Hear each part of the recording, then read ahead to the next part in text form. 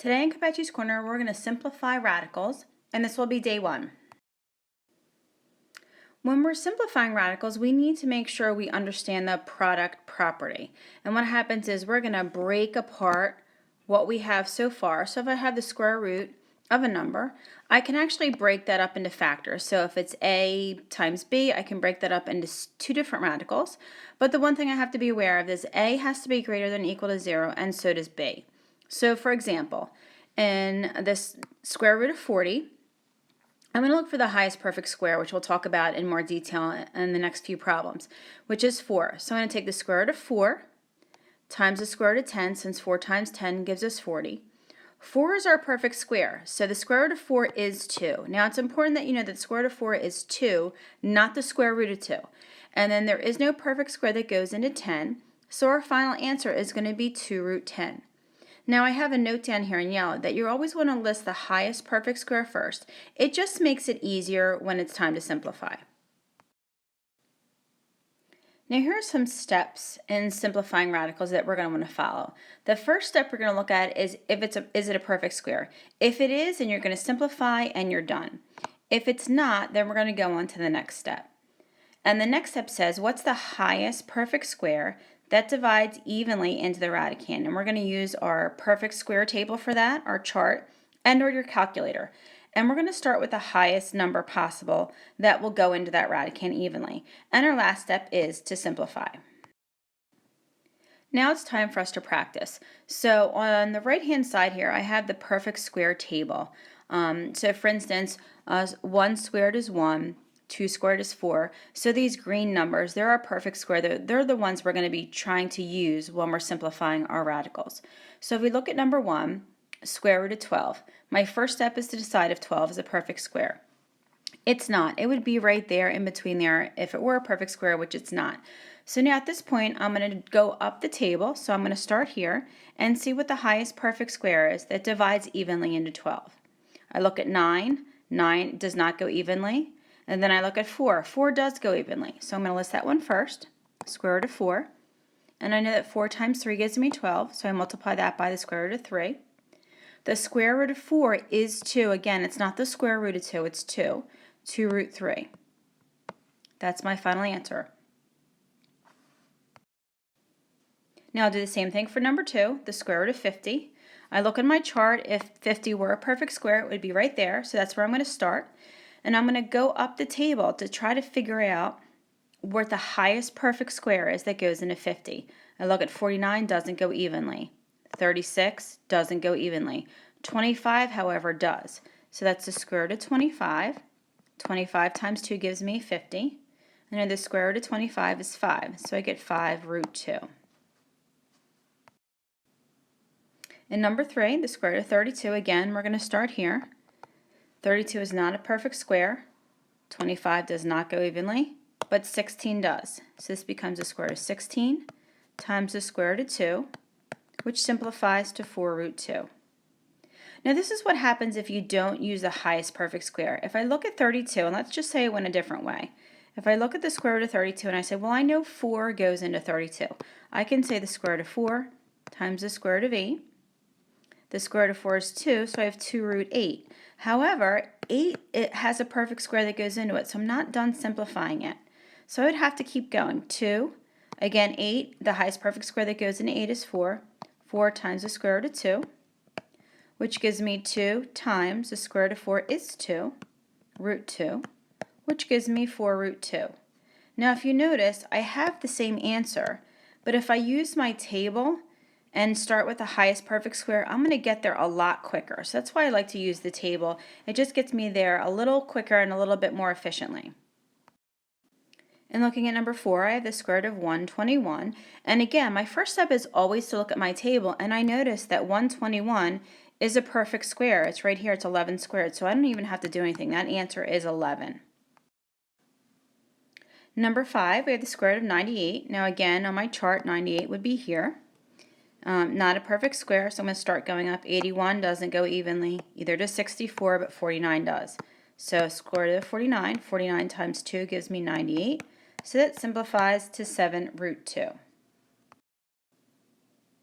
Now, number 6, I just have a negative in front. So when I simplify my radical, square root of 180, I'm just going to multiply that by -1 when I'm finished. So the same thing, 180 would be here. It's not a perfect square, so I'm going to keep going up my chart until I find something that goes evenly. 144 does not, either does 121. Sometimes it takes a while, either does 100. I'm actually going to go all the way up to 36. 36 is the highest perfect square that goes into 180. So it's going to be the square root of 36 times the square root of 5, but I can't remember that negative sign in front. So I have negative, the square root of 36 is 6, root 5. So that's my final answer right there. And number 7, the square root of 75, this is one that we see a lot. And after you do these for a while and you practice, some of the numbers become a little bit easier. You can see the perfect square a little quicker. So again, 75 would start here, not a perfect square.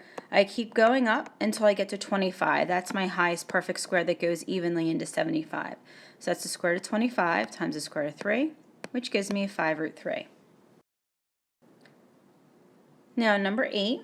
We have 5 times the square root of 72, so I'm going to simplify the square root of 72. That's kind of like my grouping symbol, but I can't forget about my 5 because I'm going to multiply my answer by 5 when I'm done. So again, 72 would be here. Keep dividing up until I get my highest perfect square, which is 36. So I have 5 times the square root of 36 times the square root of 2. So I have 5 times 6, root 2. So my final answer there is 30 root 2. I'm just going to practice a few more like these. So I have in number 9, -3 times the square root of 216. So I'm going to use my chart again. 216 would be here. I'm going to keep going up over and again, just practicing. So here you're going to use your combination of your table and your calculator since 216 is a pretty high number. In the end, 36 is my highest perfect square. Square root of 36 times the square root of 6, which gives me -3 times 6, root 6. So -3 times 6 gives me -18, root 6, so that's my final answer right there.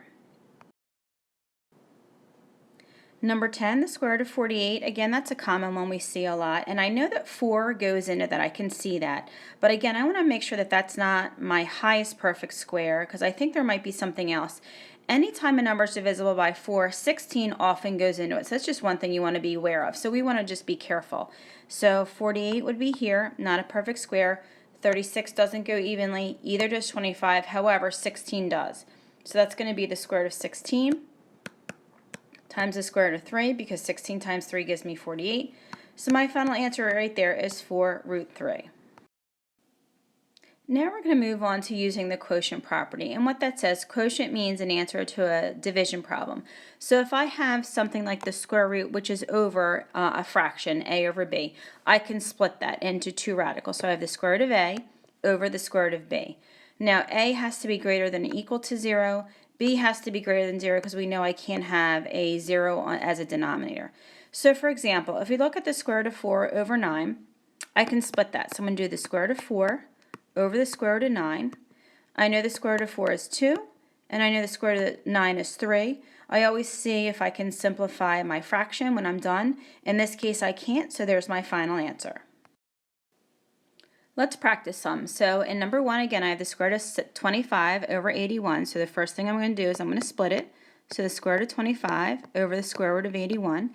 Now I'm going to use my chart. The square root of 25 is 5. That's my numerator. The square root of 81 is 9. I can't simplify that anymore, so there's my final answer, 5 over 9. Same thing for number 2. Again, I'm going to split it. Square root of 16 over the square root of 100. Square root of 16 is 4. The square root of 100 is 10. Now in this case, these are both divisible by 2, so I want to simplify my fraction just like I always would. And my final answer there is 2/5. In number 3, again, my first step is to always split it, square root of 7 over the square root of 16.